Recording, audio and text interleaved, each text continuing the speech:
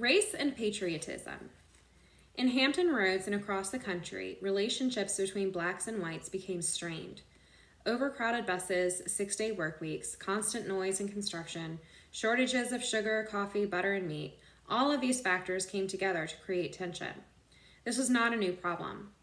2 years earlier, in his 1941 State of the Union address, President Franklin D. Roosevelt had promised that men of every creed and every race, wherever they lived in the world, were entitled to 4 freedoms: freedom of speech, freedom of worship, freedom from want, and freedom from fear.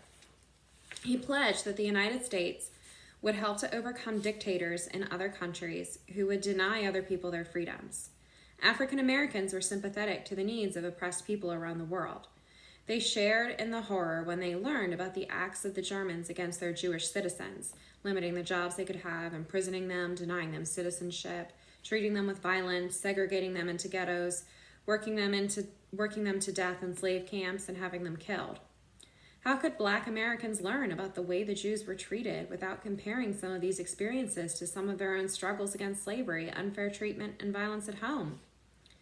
For generations, African Americans had been promised an end to discrimination. But instead of greater freedom, the period between World War I and World War II, 1918 to 1941, saw segregation harden and become the law of the land. As America made the decision to join the fighting in World War II, African Americans pressured the government to open the war jobs to their community.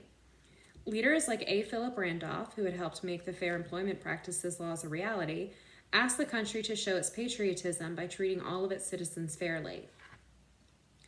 Black newspapers spoke out on the issue.